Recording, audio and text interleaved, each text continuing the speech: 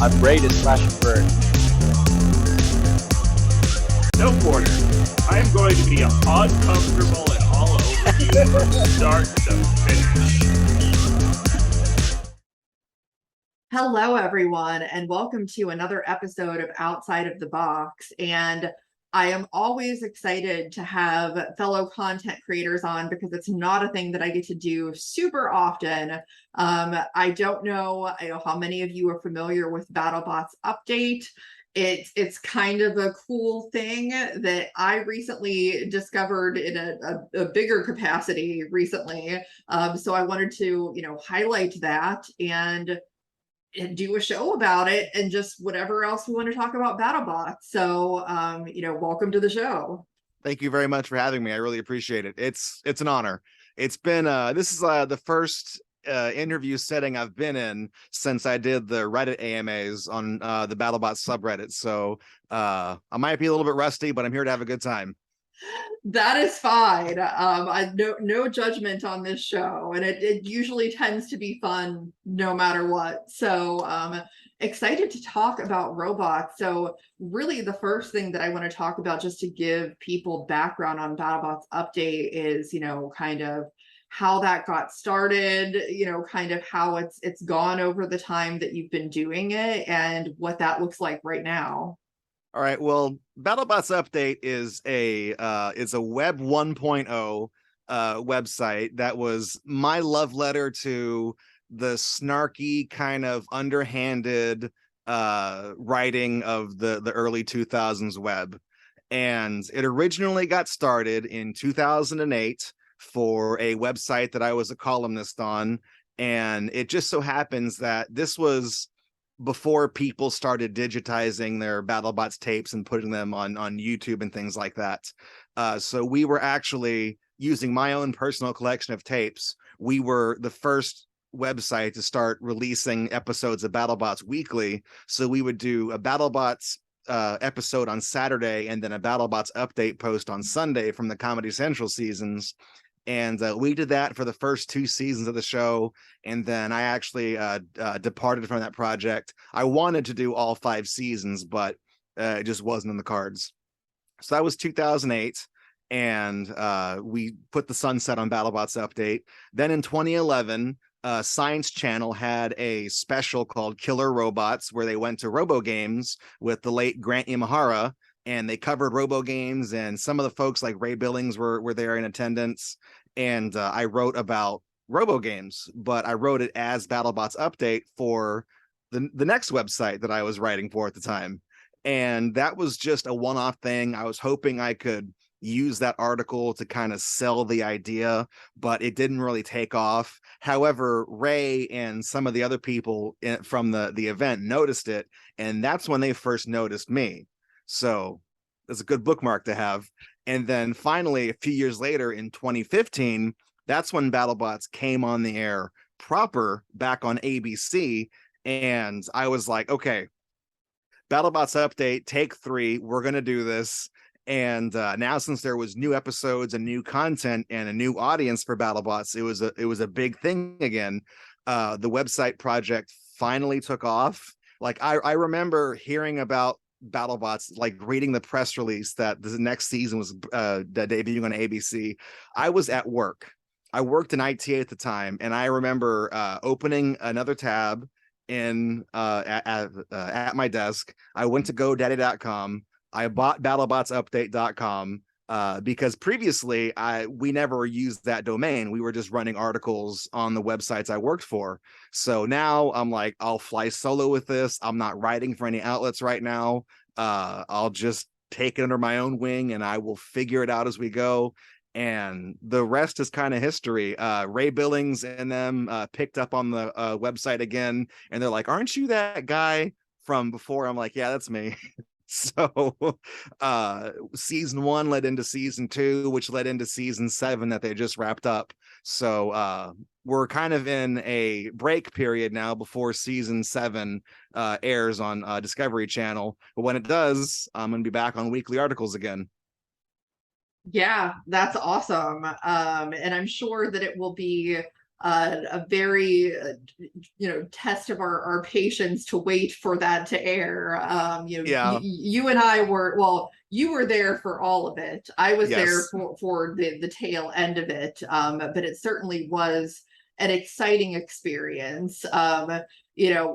Without spoilers, what was your experience like being at filming for this last season? It was pretty different because this is the first season I've been to in a couple of years. As you know, I was at the 2019 filming, but then in 2020 we had the pandemic outbreak, so BattleBots had to film with a closed audience of just the teams, so they didn't sell tickets for that season. And then in 2021 they opened up to selling tickets again, but for personal reasons I abstained from going to that event. So this was my first event back in like 3 years, and it was pretty different because BattleBots used to have a VIP package, not like the tickets that they sold this year where you just got better seats. They had a proper VIP package that was essentially like a golden ticket to every admission for every session, every taping show. So I was looking for that. But when I talked to Greg Munson, BattleBots co-founder, he said, well, now that we're at Caesar's Palace and we're attached to Bally's, we have to do what they say, and they run through Ticketmaster, and we don't have a line item for just a single VIP pass for everything because we can't do that with Ticketmaster. So, yada, yada, yada, so forth and so on. And the ultimate result was that I had to buy 22 tickets individually on Ticketmaster, and my credit card company thought that was fraud, and I had to be on the phone saying, no, I'm trying to buy tickets to BattleBots and I got to buy them one at a time. So yes, I'm buying 22 tickets. That's 22 $80 charges on my credit card. I approve these charges. So it was different in that regard, but being at the taping, obviously it's still the same battle box. They've repaired the floor and stuff like that, but it's still the same arena. It's still the same atmosphere. I thought it was really cool that they had the banners hanging up above the tunnel entrance for previous champions. I thought that was a nice touch. But of course, Trey and Greg had to sneak one in for Law Machine to make it even, to make it 8. I'm on to you guys. But no, it was a great atmosphere, and it was like being back at home. It took some getting used to, the new venue, finding the new venue, because I'm used to BattleBots being in Long Beach. So being in Vegas was new to me. So I wound up walking to the venue from my hotel, and there's some growing pains. There's some stuff to get used to, but I'd say all in all, it was a pretty good experience. Do I miss the VIP ticket? Yeah, but I mean, I still got great seats. I still got to see every fight. I still had a lot of fun, and that's what counts. Yeah, it definitely does. And I mean that was for sure interesting with the tickets, because there was, I think a lot up in the air, and then the high five seats were added later as an Yeah. option. So they weren't there from the beginning, which, I mean, I don't know for sure what I would have done in hindsight if they had been. So I think I got VIP for one session and GA for a couple others, just so I could have the VIP for one. But honestly, this year, not worth it so much. No. So live and No. learn. VIP, the line for the VIP seating, it seems like when I was waiting to get in, everyone who was waiting in line had a VIP ticket. Because whenever they would let you in and they would split the lines up between general admission and VIP, everybody went to the VIP section, and that line backed up really fast, really quickly. And yet they were expecting general admission to be the one that was really long, because that's the line that was like a Six Flags roller coaster thing. We had to snake through the gates and everything to get to the thing. So there was barely any people in the general admission line. So I was at the front of that line, and what I did is I just, VIP, the difference between general admission and VIP, I should add, was that VIP got to sit center behind the battle box on both sides, and general admission sat to the left and to the right of VIP. Well, since I was at the front of the general admission line, I just sat next to the VIP section, and I basically had the same vantage point for like half the ticket price. So VIP really wasn't worth it this past season. Like I said, this season's VIP was radically different from the VIP ticket they used to sell a few seasons ago. So that was a real shocker for me. Yeah. I mean, like even with the padding. I mean, the padding was like you could tell there was some difference, but it was like maybe that much Yeah. padding on the bleachers. So I think there were a lot of people that even got those seats and still brought like Yeah, a there were. separate padded chair from outside. Yeah, I saw plenty of people that had the BattleBot seat cushions that they used to sell a few seasons back. I noticed they didn't have those seat cushions at the merchandise stand this year, but they did have them back when they were in Long Beach. Before they added any padding onto the bleachers whatsoever, they sold those for like I think $10 a whack. So some of the people that I was sitting next to had brought those with them, and some people in the VIP section also had things from like Academy and stuff like that to sit on, so that it wasn't just like you're sitting on flat metal. I just toughed it out. I just, bare ass. I just sat on it, so I didn't care. Yeah. No, I think the only thing for me that was a challenge as a tall person, that I found it much easier to sit in the front row because I felt bad that my knees kept like hitting the person in front of me if I Oh was yeah. not sitting in the front row. So Yeah, I'm also pretty tall, and I sat in the far back so I could see the whole arena in front of me. And there were a couple of times when people would be standing up and down and moving around where they would bump into me, but I'm like, I feel like that's just part and parcel of being at a show like that. yeah, I think people are probably going to expect that sort of thing. Yeah. So that was definitely interesting for me. I think another aspect, that being my first time being at a BattleBots taping, was seeing the different recordings and like re-recordings and different packages that they were doing that were kind of not necessarily in the right order. Oh yeah. Was a little bit unusual. Yeah, when they film out of order, they say, coming up next, we've got so and so versus so and so. That's next on BattleBots, and then everyone claps and applauds, and the next fight is like between two totally different robots. So it's like, don't let Chris Rose get you excited for what's coming ahead, because 90% of the time, that's not what they're doing. Yeah. The weirdest thing for me is that they would record the lead into a fight after the fight had already happened. So they're like, let's talk strategy between these two bots. Do you think they can win this fight? And like, we just saw the fight. No, they didn't win the fight. So you feel like they should just tape that beforehand, because they tape stuff after fights, but what's after fight except before the next fight? So just film that then, instead of when you still could hypothesize about who could possibly win instead of already knowing. But it's all it's all television magic. They film out of order and then they chop it up and then they string it together and you can't even tell the difference. I think it's really incredible. There's a lot of footage to keep up with. I think it would drive me crazy. I edit videos sometimes like YouTube, and yeah, all of the different angles and scenes and cuts and voiceover they have is really incredible how much content gets filmed at BattleBots and how little of that makes it to air, because there's so much behind the scenes stuff and goofs and gaffs and stuff you just don't see. Yeah, exactly. I think the most like funny thing for me during all of that production stuff was when they would announce something to do with something that had already happened that like half the people there didn't know about because they weren't at the previous session when it happened, and you would just hear like half of the crowd collectively gasp. And like that was so funny to me, and I'm Yeah. like, well, obviously that they don't have the audio from that the crowd reacting that way when they show the show, because that would Yeah. not make sense to people watching. But yeah, it No. was just so funny to hear that. Yeah, when they say the H word, when they say Hydra, people go, oh boy, you can hear the audible gasps, and then it's like, up next is not even Hydra, it's just somebody else. Yes, that sort of thing is pretty amusing to me.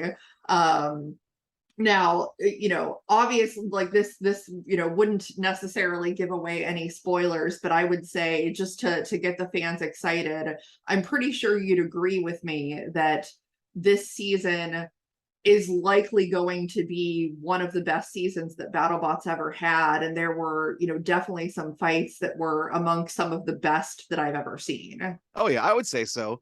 It's a shame that Ray Billings couldn't be there with Tombstone because he injured his hand. So there's always going to feel like there's going to be a tombstone shaped hole in this season. Hopefully, we'll see if Triton can fill that hole.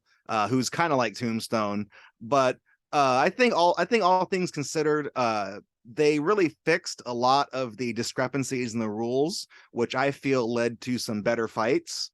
I'm not sure I'm sold on the whole appeals thing. That seems a little bit wonky, but as far as like talking about crab walking and showing motion and movement, they simplified that. They streamlined it. They did a better job than my suggestion, which was to copy the Robot Wars rule set. And I feel like these applications of the rules were the best application I think that I've seen. There's less confusion, and that leads to better fights. Yeah, I would agree 100%. You obviously saw a lot more than I did. So, my window of viewing that is a little bit limited within just a couple of days. But I mean, from what I did see, it definitely made it better. I've always been a fan of just letting them fight and taking away the subjectivity of things, Yes. because that just led to a lot of ugliness last year that made me really sad as a fan. And so taking that away, then, you eliminate that part of it. But yeah, it was really exciting. There's lots of changes, obviously, and I hope that all of the fans will feel that it was for the better. Yeah, I think the rule changes were to prevent things like Witch Doctor versus Minotaur and Tantrum versus Hydra from last season. And without spoiling it, I can say there were no such incidences this season. So everything was a lot more on the up and up. Everything is a lot better. Everything is communicated well. Everyone understands the rules. So there's that. And maybe I can't spoil it, but maybe I can give a teaser. Maybe moving up the brackets in the tournament for the postseason, maybe we're going to see some rematches where we can settle the score between those robots and see who actually would have won with the better rule set. You never know. I mean, like in the Golden Bolt tournament last year, we ended up getting Glitch versus Witch Doctor, which is something that a lot of people wanted to see, because they didn't get to fight in the earlier tournament. So I'm sure that if the matchmakers have any ability to make those type of things happen, they would certainly do that. Oh yeah. So yeah, it's definitely going to be really exciting. Now, is there anything, obviously, as following BattleBots for as long as you have, anything that they haven't changed or haven't done yet that you think that you would like to see in a future evolution of BattleBots? I would like to see the hazards get some teeth again. I know now this was ABC's doing, I think, but you guys know that the pulverizers are team controlled, and that was something that BattleBots has actually done before ABC. They had those same two things with the red and blue square where you push the buttons. Those, if you look on the BattleBots YouTube channel and look at their 2009 Collegiate championship episode, the one episode they have, you'll see those same two little button things.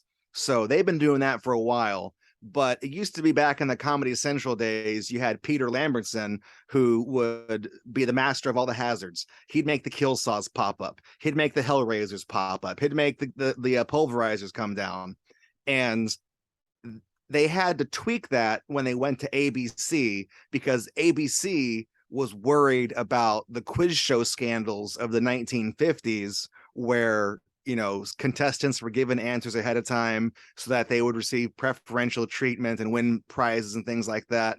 Because ABC was like, okay, there's money on the table here. There's a cash prize that can be won. So we have to make this as fair as possible. So the only way to do that is to either make the hazards team controlled or to make them automatic. And I feel like that really kneecapped the sport, because BattleBots has always been about the spectacle. It's been about control bots, like complete control, grabbing down on someone and just holding them over the kill saws and letting them grind at their opponent's underside. It's really about moments like that. And I wish BattleBots could find a way to go back to having a standard hazard operator, because as it currently stands, the kill saws come up in the last minute of the fight. They're a non-issue. They don't do anything at all. You know, they very rarely hit anybody. It seems like they almost come up in a pattern almost now. And most of the time when someone's parked on top of the kill saws, they don't pop up. I mean, more often than not, we see the kill saw slots act as a hazard from people getting their fork stuck in them than we do the actual kill saws coming up. So I feel like the sport could do with a fresh coat of paint in that regard. But like I said, I don't see that happening, because I think ABC really set the precedent for keeping the pulverizers team controlled, having the kill saws and ramrods automatic. And then because they got damaged and would sink into the floor, BattleBots took the Hellraisers out from the center of the arena. So those ramps are gone. They barely used those anyways, as it was. So it's just sad to see so many of the relics of the older era go, when that was one of the reasons why people tuned into BattleBots. So I'd like to see at least the kill saws make a comeback, but I can understand if that never happens. Yeah, that would be interesting. It's funny that you mentioned that, because I know that Lisa Winter has already volunteered to drive the house bot if they would bring a house bot back. So I don't know how that would work, because she probably could not also be a judge if she was driving a house bot. But you know, that's you can't have the what's the word I'm looking for? Being non-biased when you're chasing after other robots with a robot. So yeah, but that could definitely be interesting and bring something a little bit more exciting back into the sport. So I'll be curious to see how that goes. And now another thing, speaking of like the evolution of BattleBots, that I wanted to get your opinion on, and it's obviously a lot of speculation at this point, because we don't know how it's going to go, but this, you know, BattleBots Live, like daily show that's going to be starting here in a few months. What do you think about that? And, you know, like, how do you think that that's going to go? I think it's a net positive for the sport. I think having heavyweight combat in an enclosed, safe arena for people to come watch is a good thing. Doing it as a nightly thing, 5 nights a week, every week, that's going to take an act of God to get working. I mean, I know BattleBots has put a lot of work into this behind the scenes. I know they are bringing in authentic robots from teams that have been redesigned to be more accessible and manageable in the pits, and they're bringing in multiple copies of those robots for the sake of, you know, time constraints. It's not that the robots are being built on the cheap, it's that they're being built to be more serviceable. So that's the important distinction to make, is that they're not just, you know, we're not going to get Hypershock at home and it's going to be a piece of junk. It's going to be Hypershock, but it's going to be a more serviceable Hypershock. So there might be some changes to the design. That's what I'm thinking. However, I know I asked Trey Roski at BattleBots, I asked him what was up with Ginsu, because it wasn't on display. It wasn't back in the pit area. It wasn't backstage. I was wondering what happened to the robot. And he said they're working on 5 additional copies of Ginsu, specifically as an exhibition bot for the BattleBots Destructathon. So it's giving us back Ginsu. I can't hate Destructathon. Ginsu is one of my favorite robots because of how impractical and stupid it is. So that's a win for me. But I think it is a good thing, because I know over across the pond over in Great Britain, they have roaming robots and extreme robots, I think, and they have exhibition fights like every month or something like that, where they have people come in and teams bring their robots and they fight. I don't think they allow kinetic spinners there, because their arena can't handle that, for safety. But they've got flippers and lifters and rambots and low powered spinners, and that seems to go off without a hitch. It brings out a lot of people, brings out a lot of fans, and I think it's cool that we have something here in the United States that is going to potentially do the same thing. So I think if the price is right for a ticket, and if they can nail down getting a handle on fixing these robots and having fights in a reasonable amount of time, I feel like that'd be a good thing. The only thing I could see being a flaw is people not really understanding the sport. So if there's something like a battery fire that takes 30 minutes to vent the arena and stuff like that, I could see them getting antsy, maybe even walking out. But I feel all in all, I want to be optimistic. I want to say it's going to be a good thing. And Trey and Greg, most of the time, make good decisions. So I want to say it's in good hands. And my only regret is not living closer to Vegas, because I want to see Ginsu. I want to see it fight. So yeah, I feel like it's going to be a good thing. Yeah, I think so too. I mean, I think that fans have to go into it with the expectation that, they're going to get to see a good robot fight, but it's not going to be, quite exactly the same experience as the normal BattleBots tournament. As I would imagine, they're not going to have, Chris and Kenny there. They're probably not going to have, like the same judges and Farouk and, like necessarily all the same personnel as they normally would have, but it's still robot fighting. Yeah, I'm sure they're going to hire local talent. I'm sure they'll have a house announcer to do the robot intros. I'm sure they'll have someone to do color commentary. I'm sure they'll have someone to call the fights and things like that. And I'm sure they'll have judges as well. So I think it's going to be BattleBots on a budget. They're not going to have their star power there. They're not going to have Chris and Kenny. You're right. They're not going to have Farouk because that would cost a lot of money to have, because Chris Rose, he works like NFL Network, I think. So he does stuff outside of BattleBots. I'm pretty sure Kenny Florian does too. Like eating sushi, where I met him at that restaurant. But no, I think it's going to be good. Yeah. Anything to me, anything that can bring further like attention to the sport or let people watch it who normally wouldn't have the way of doing that, because people, I always see in the forums where they're like, hey, I really want to go to BattleBots, but like they don't know when it's happening, or maybe they can't go specifically when the tournament's happening. Yeah. This gives them a way to go kind of more at their convenience, or if they just like happen to be in Vegas and like, hey, I can go to BattleBots, like that sort of thing. Yeah, that's more along the lines of what I was thinking, because more often than not, I mean, you go on the subreddit sometimes and you see posts where it's like people are venting their frustrations because BattleBots is taking place the same time as their brother's wedding or something like that, and they can't go to BattleBots because they have other things to attend to. And this gives them the opportunity, like you said, to see some robot combat action at their convenience. Or if they're already in Vegas, they can be like, oh, right, BattleBots is there. Let's go see BattleBots. That's kind of the way I was there in Vegas. I went to go see Omega Mart, the art installation, while I was in Vegas. And I totally forgot it was in Vegas until I got off the plane and I saw an advertisement in the airport for it. And I'm like, that's what I'm talking about. I'm going to do that on one of my off days. So it was serendipitous, basically, where I was already in Vegas. Here's an attraction that's in Vegas that I've wanted to see. So I have the day off on production dark days. So let's go check it out. And I feel like that's going to draw a lot of people in as well, because surprisingly, finding something to do in Las Vegas is actually really challenging if you don't like magicians.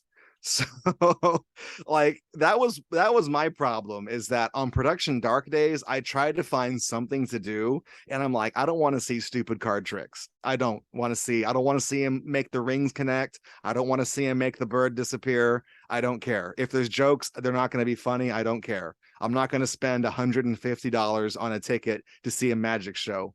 So really, I was at a loss of stuff to do. So most of the time I just goofed off around the strip, or I went somewhere else, or I went out to eat.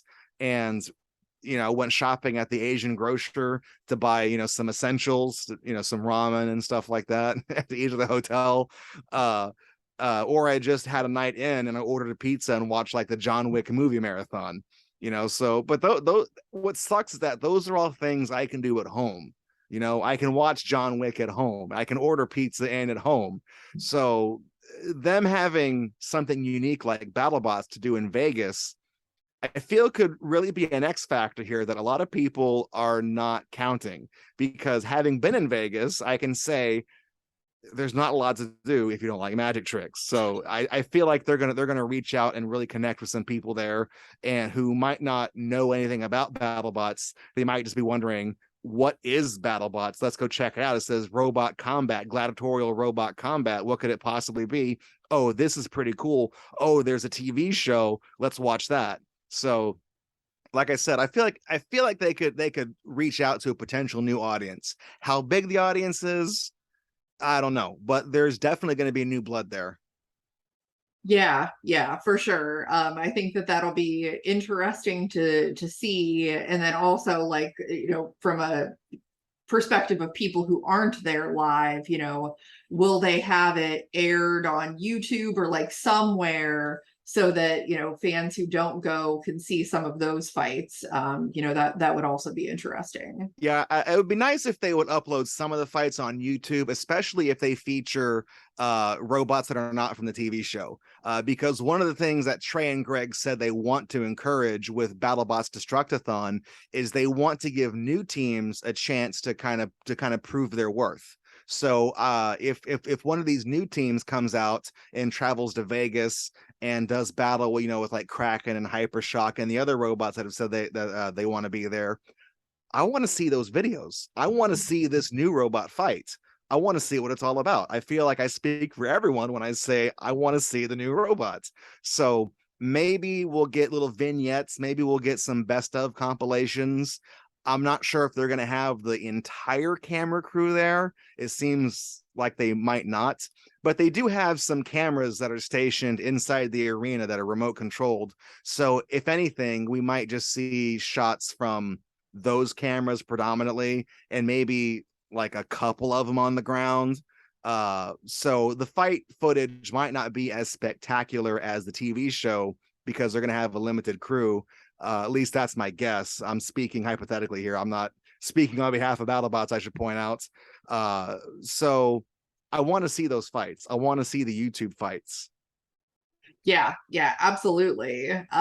So I have an interesting question for you, because I have, over the past few months, recently also become a big fan of what they're doing over at the NHRL, which I didn't even know was a thing. I didn't know that there was robot fighting outside of BattleBots. I thought BattleBots was the only robot fighting that there was, and now I have learned that is not the case. It may be kind of considered like the pinnacle that people want to get to, but it's not. It's not the only thing. Now the NHRL in Norwalk is kind of the pinnacle for the bots that are the smaller bots, the Yes. 3 pounds, 12 pounds, 30 pounds. So what do you feel that the NHRL does really well that BattleBots could learn from, and vice versa? Because I think that they both have their like strengths and also things that maybe they could do better. And I'm just curious to get your take on that. NHRL lets people tap out. I mean, I know the reason why BattleBots doesn't allow tap outs is because it's a television show and there would be fights that ended in a single hit. So not having a tap out encourages robots that are struggling to stay in the fight. But really, when you have 4 fight night qualifiers, and like then if you get into the tournament, then you have like to win 5 fights to get to the giant nut. That's potentially 9 fights you're going to go through. If you take damage, severe damage, and you want to limit how much your robot takes after that, just boom, just tap out, mash the button, to save yourself, because that could be your first qualifier. You still got 3 more. You got to put that into the pits and repair that thing. It's not just putting a wheel back on. That's like the time that Cobalt completely slid underneath Sub-Zero and ripped a huge gash along the bottom of the chassis. That was critical damage that put Sub-Zero basically out of the tournament, because Jerry Clarkin, he fixed it, but he basically had to forego, I think, 1 or 2 of his Fight Night fights because his robot wasn't ready. So really, he had exhibition fights because he was never going to qualify after that kind of damage. So I feel like being able to tap out would prevent situations like that. But I can see why they don't have that. One thing I do like about NHRL is that they encourage really weird designs, and they incentivize that with like non-wheeled bonuses. BattleBots is like, are you a walker? Yes or no. If no, you get no weight bonus. So you don't really see like, and again, I don't know how viable stuff like this is in the heavyweight class. You don't see like bristlebots and things like that, or robots with unconventional locomotion, because you're stuck at 250 pounds with no weight bonuses whatsoever. So why do anything different than wheels? I think Rex tried that, and Rex didn't work. Rex was a victim of it worked as a beetle weight, let's scale it up to a heavyweight, and it just completely fell apart. So Rex tried that in seasons 1 and 2 and failed. And then there was this robot called Praying Mantis that appeared in season 2. And there's an official picture for it on the BattleBots website. Go look it up if you don't believe me. But Praying Mantis walked like a bug. It would twist its body around and kind of scuttle and scoot around. I don't know how it was supposed to be combat effective, but they built like an ant weight version, and they're like, oh, this works. Let's build a 250-pound version, and it didn't work. So I remember seeing Praying Mantis in the pits, and it was assembled, but it looked disassembled because I didn't know what it was. I thought it was a motorcycle. I thought, because, you know, sometimes builders will bring their other projects with them to BattleBots to kind of show off in the pits, like how there's that little box that people could drive around a few seasons ago, and little like Power Wheels trucks that people can drive in. So I thought this was like a cool motorcycle that had the wheels off, because that's what it looked like. But no, that was an actual walking robot that just didn't work. And bless their hearts, they made it all the way out to BattleBots only to be denied because it just didn't work. So but I feel like if they would, I'm not saying more weight allowance would have allowed Praying Mantis to be effective, or it would have allowed Rex to be effective, but I feel like it would have allowed the teams to do more with their design than what they had room to build with. So those are the two things I feel like NHRL does differently than BattleBots that would be interesting to see, is a tap out button and incentivizing unique locomotion. Yeah, and not even just unique locomotion, but I think for me, and I understand why it probably wouldn't work in BattleBots, because I mean, you have, for television purposes, you kind of have to have robots that are going to be at least somewhat competitive, Yeah. you know, at this point, because of the level of competition. Whereas in NHRL, I love the level of creativity that people can get into. Oh yeah. And so the robots aren't necessarily the most effective robots, but from a design perspective, they're just fun. You know, Yeah, you like, see so many more things like Milk Tank, who's armed with the glitter bomb. You know, like you can do a glitter bomb in BattleBots, they won't let you, but you can do it in NHRL. So you do see a lot of unconventional approaches like that. yeah, that's one of my favorite things. But you know, I obviously I understand at BattleBots why it's either not allowed or just probably wouldn't work. You know, you wouldn't see a 250-pound serial killer, even though I really, really want to. But it probably wouldn't happen. So it's just, you know, those are the kind of things that I really personally love. And just like, you know, it feels so much more personal, you know, when they're doing the commentary during and in between the matches, you know. Oh yeah, like Luke is super informal. I love the way he says, "Oh no." Well, and I mean, like, also having Ricky Willems as a commentator, someone who does this for a living and has, like, really intimate knowledge of what these builders are doing and what their experience is, Mhm. I think is so great. Like, not that Chris and Kenny are bad at what they do, but like, this isn't really their thing, Yeah, like, they have a different perspective. yes. So for me, that's kind of a big difference. But I'm hoping that I've heard some things that maybe there's going to be at least some working together possibly, or searching, getting feedback from one end to the other, so that could be interesting, if the two mesh together in some way. Oh yeah. But yeah, there's a lot more robot combat out there. Even I obviously the two I talk about the most are BattleBots and NHRL, but I mean, there's the Robot Ruckus and the Maker Fair down in Orlando. There's Robo Games is coming back this year, so there's Yes. there's a lot. I'm excited for Robo Games coming back. If only because back in 2017, I did a live stream. I did a restream of Robo Games with my own commentary on top of it. So I was like really snarky and cynical about the robots. And we had a pretty good turnout in the audience. And one of the things that somebody asked me was, how come the audience stands weren't packed at Robo Games? And on the top of my head, I was like, oh, that's because they're between fights and all of those people are at the concession stand getting the famous Robo Games $5 hot dog. And because of my standing in the robot combat community, people just assumed that's what they were actually doing. So the Robo Games famous $5 hot dog became a meme for a little while.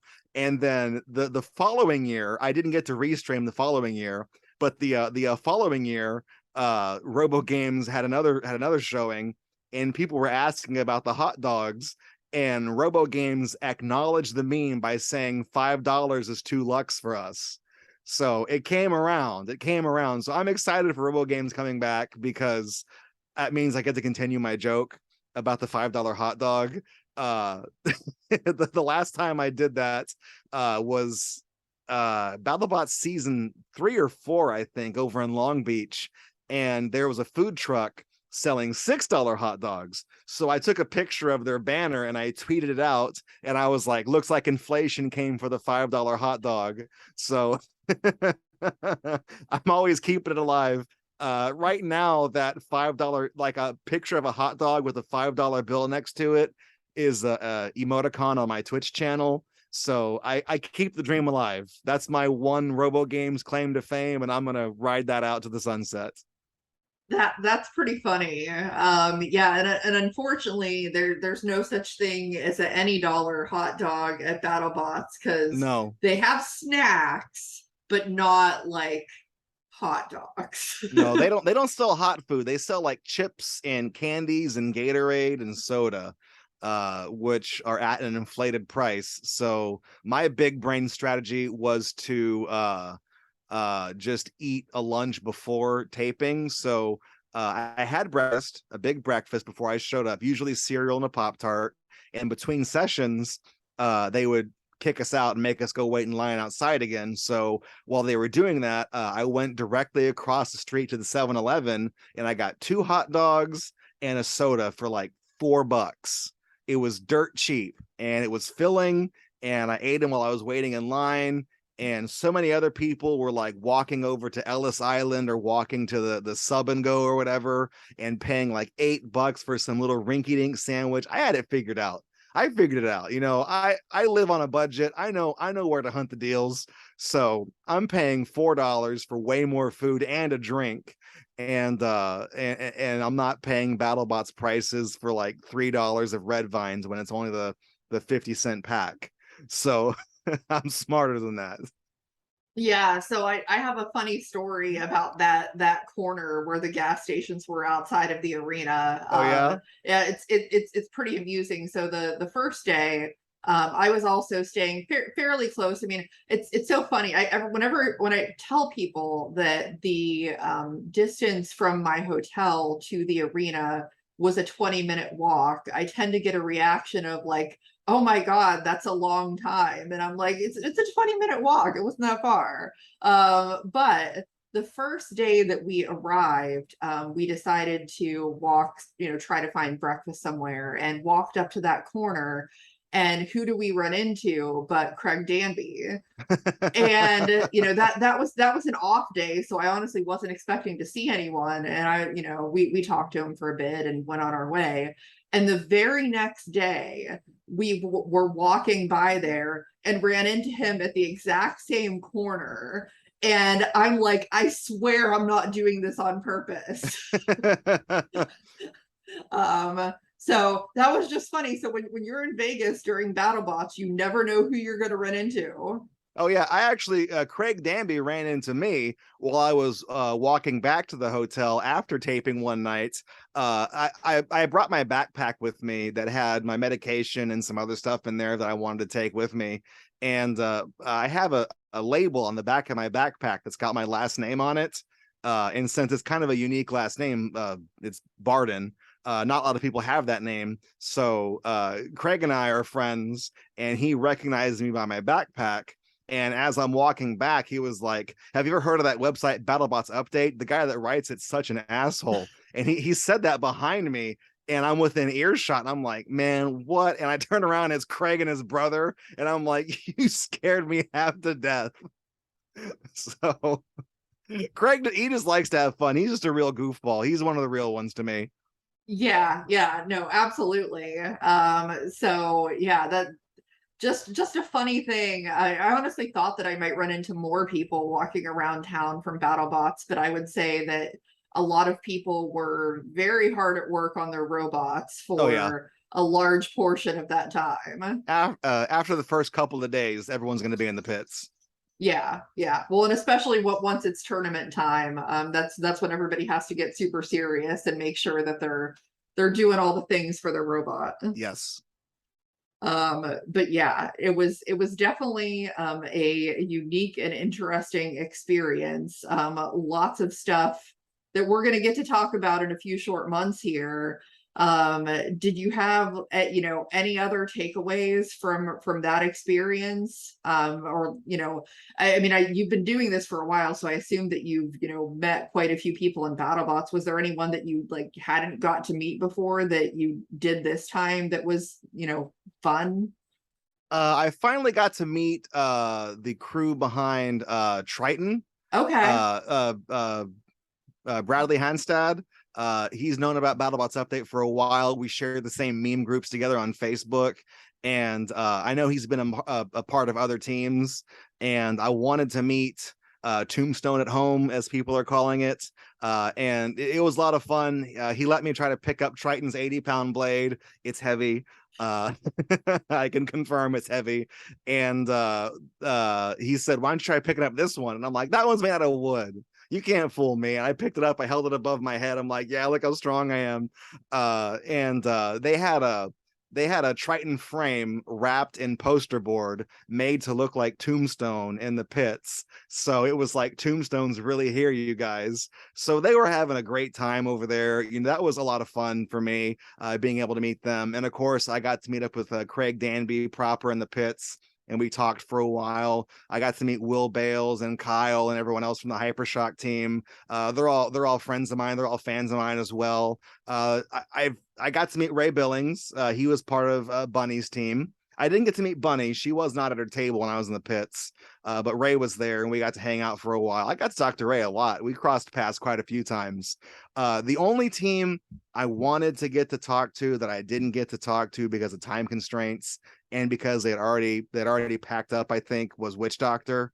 I didn't get to see Andrea and Mike. They're great folks. They're great people. I actually got a technical T-Rex. I don't have it with me. It's over there. I got a technical T-Rex toy from them, the one that has the voice box. When you squeeze it, it sings and stuff like that. They're wonderful people. They really truly are. And they sent me that. I thought that was really nice of them. And I wish I would have got to say hello and hang out with them for a while, but unfortunately, it wasn't in the cards. One thing that was different for me, though, was all the access in the pit was supervised by a runner, which was new to me, because previously in Long Beach, when I had the VIP pass, there'd be a runner that would walk us to the pits and then open the door for us and be like, okay, bye. And we just got to wander around the pits and talk to whoever for however long we wanted to. So I got plenty of pit stories about stuff like that. But this time around, I guess for safety concerns, we had to have an escort the entire time we were in the pits. So I appreciate that. I understand what they're doing, and I talked to the runner just as much as I talked to some of the teams I was with. So that was my experience in the pits, at least, and it was fun. It was fulfilling. There's a lot of teams I wish I could talk to, like Minotaur and Huge, and just so many other crews in there that I know that know me, that there's just not enough time in the pit tour to go talk to everybody. So really, I just kind of went down one aisle of the pits with my guide, and we just picked out people. Oh, there's Charles from Overhaul. Let's say hello to him. I missed Adam Wrigley from Shatter and Emulsifier. We have an interesting history because about 20 years ago, we were on the same Robot Combat message board, and he was an administrator, and I was really annoying, and I was a real thorn in his side, and I feel really bad about that, which is fine, because when I met him in person in Long Beach a few seasons ago, and we buried the hatchet formally. We said no hard feelings or anything like that, and I signed him I autographed one of my cards for him, and I signed it RFS, which was my original username from back in the day, and he thought that was a joke. Actually, what happened is I left him that autograph card. He was gone when we were in the pits the first time, so I left him that as a joke at his table, and when he found it, he said it scared him. So but then I came around and we talked for a little while. We'd been friends on Facebook and everything too for a while, but it was fun being able to bury the hatchet with him.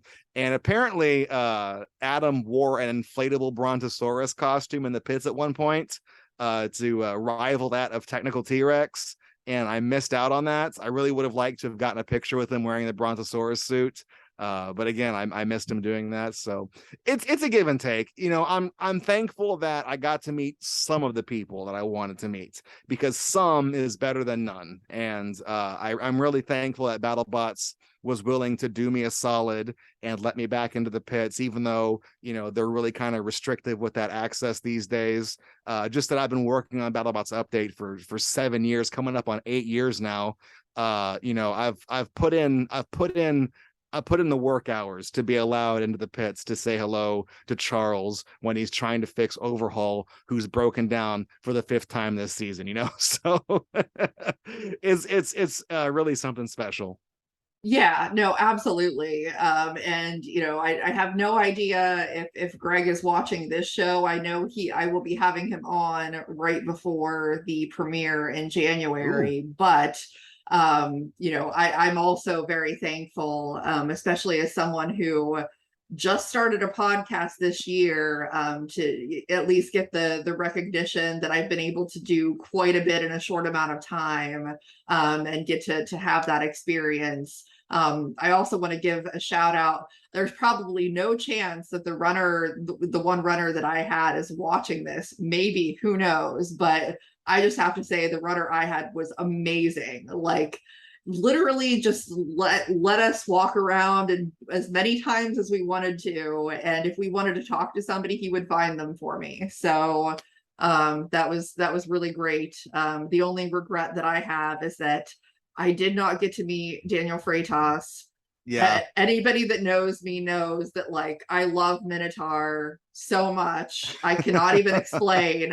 And so I would have really liked to meet everybody from that team, but fingers crossed at some point they'll be on the show and I'll at least get to meet them virtually until next year. Daniel Freitas is a nuclear bomb of energy. Basically, he's chill in the pits, but when he's on during a fight, he's on. And when he has some of the best pop-offs after fights that I've ever seen, where he just screams at the crowd and gets really into it. He's full of energy.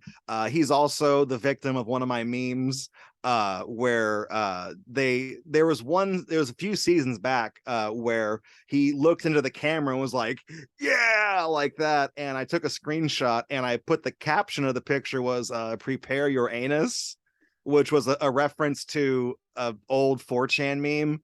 And I didn't realize how much sway Battlebots Update had with Google results, because for a while, if you did a search for that phrase, I don't know why you would, but if you searched for that, that picture of Daniel would appear on the first page of results because I captioned it with that phrase. So, and then of course you get the original Alvin and the Chipmunks memes and stuff like that from it as well. But you'd see Daniel Freitas screaming at the camera right there on the first page of results too. So we have an interesting history on Battlebots Update, me and Daniel. It sounds that way. But yeah, hopefully next year, because I definitely plan to go. It was one of those things where like I wasn't even originally planning to go this year, and then I did, and then I was like, okay, I had that experience, cool. But then I was like, no, I need to go next year. Yeah, no. Once you taste first blood at BattleBots, you'll never want to do anything else other than go to BattleBots. I caught the bug back in 1999 watching it on pay-per-view. And well, technically not pay-per-view. My dad had a descrambler box, so that's illegal, so don't tell anyone I said that. It's 23 years. What's the statute of limitations on that? But yeah, no, I watched BattleBots, and it opened up my eyes to this whole world of like radio controlled carnage, because who hasn't gotten with their buddy across the street and smashed your RC cars together in the driveway? Who hasn't done that? This is just that on a much grander and more impressive scale. So for me, seeing BattleBots was like a life-changing event. I guess if it weren't for BattleBots, I think I would be a Sonic the Hedgehog nerd, because that was my real interest when I was a kid. So I think I probably would have kept up with that. I would be a much different person than I am today. But seeing BattleBots was like a light switch flicked in my head. And back in 2001, I had been dabbling with Lego Mindstorms and taking apart radio controlled cars and seeing how everything worked and learning about basically everything I know about combat robotics. I kind of had to teach myself from taking apart toys, because back in the year 2001, there weren't finger tech kits. There wasn't a whole community of builders waiting to share their information with you.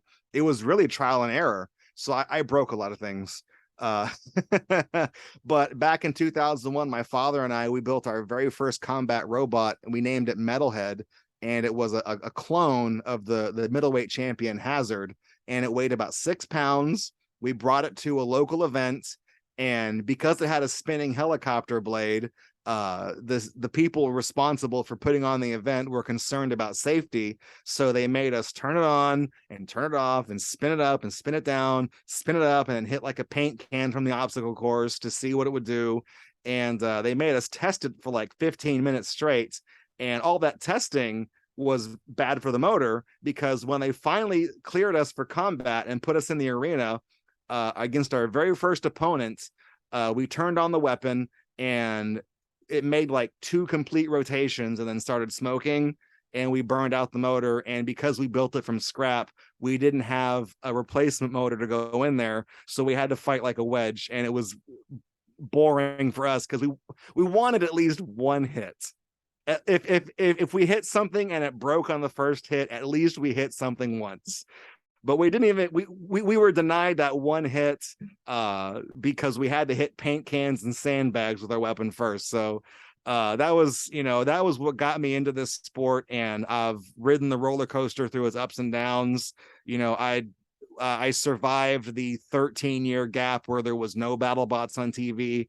I remember, gosh, I can't believe it's been coming up on 8 years ago now, but I remember I was living in San Antonio at the time when BattleBots announced they were coming back on television, and I didn't have cable. I was a cord cutter. I had Netflix and Hulu. I didn't pay for cable, but since it was on ABC, that broadcast over the airwaves. So I remember going down to like this shady dollar store, was the only place I could find one. I found a pair of rabbit ears to plug in to the coaxial cable input on my television, and the only way I could get any reception was with like a 50-foot cable, stretching it across my apartment to set up the bunny ears on the dining room table, extending them, wiggling them and stuff like that. My roommate hated it, but I did that once a week before BattleBots aired, because there was 6 episodes. I did that once a week for 6 weeks. I strung out those bunny ears, set them up on the table, got okay reception so I could watch BattleBots. It was like being a kid again. And I love this sport. I love this community. I'm very thankful and grateful that people adopted BattleBots Update on its 3rd go around after 2 flops. I always make sure to point out to people that it took me 3 tries to get BattleBots Update working, as proof that sometimes things don't go on the first go, on the first go around. Try again. If it's something you really believe in, do it again. Take what you learned from your first failure, apply it to your second attempt. Take what you learned from your second failure, apply it to your third attempt. That's what I had to do, and grow from there. Because if there's a spot at the dinner table for this Web 1.0 dinosaur, there's a spot for you. So I always try to make it more of an inspiring thing to get people to make content, to involve themselves with the community, just like you are, to go out there and take those first steps and make something to celebrate robot combat, because this is the only way we're going to keep this machine going, is if there's a dedicated fan base out there and people making great content. Yeah, I couldn't agree with that more. I mean, like, people might think that it's a lot, or it's hard to do, or whatever the case may be, and it can be. This, like, doing this podcast isn't necessarily easy, especially the pace that I was putting out episodes for a while was quite a bit. But it's slowed down a little bit since then, since the filming. But yeah, it can be a lot, but it's very rewarding, and it's amazing, like, for me, how accepting and open the community is. It definitely wasn't something I expected. I went into this with, like, maybe I might get a team to talk to me, and, like, that's it, or, like, maybe a couple people will watch this, and it just has become quite a bit more. And I'm very thankful to everybody that watches and all of the teams that have come on, because I couldn't do this without all of you.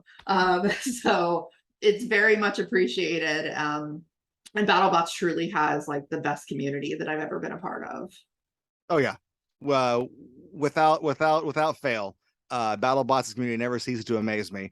I've been around online. I've been in many fandoms, and I've seen their bad sides, and there's a bit of a dark side to BattleBots as well. There's people who gripe about things and people who attack others based on identity and whatnot, but thankfully those people are in the minority, and it's not a problem. Where it's not like, some places you can't throw a stone without hitting a bad person. In the BattleBots community, things seem relatively sane. So all things considered, knock on wood, let's keep it that way. And I'm like I said, I'm really grateful that everyone here is so welcoming and so open, that they want to tell you about their robots. They never shut up about their robots. They're just bursting at the seams to say, Ricky Willems loves to talk about Mammoth. He's one of the guys I didn't get to meet at BattleBots, but I really wanted to. But I know he loves talking about Mammoth. He's really proud of that design. It's a great design. It's an interesting design. So, so many builders, they want to tell you their stories, and that's why they come on podcasts. That's why they do talk shows, because they want to share that knowledge. They want to share those experiences to as many people as possible, because it gets us fired up. I can't explain it any other way. It just gets us fired up. Yes, 100%. So yeah, but I'm very excited to have gotten the opportunity to have you on the show, because I love talking to other people who are as passionate about this as I am. And I'm sure that we could make a 4-hour long show talking about robots. I have no doubt about that. We could. But yeah, so very very much looking forward to things to come. Season 7 is going to be absolutely lit. I am super excited about it. I hope everybody else is excited about it as well. And we just have to get through the holidays and wait a couple short months, and it'll be BattleBots robot fighting time again. So everyone that's watching, please continue to like, subscribe, let me know your thoughts so that I can bring the content that you want. Obviously we'll try to get some more teams on, but if not, we have plenty of other awesome people in the BattleBots community to talk to as well, and I'll continue to do so. So we will see you next time on the show.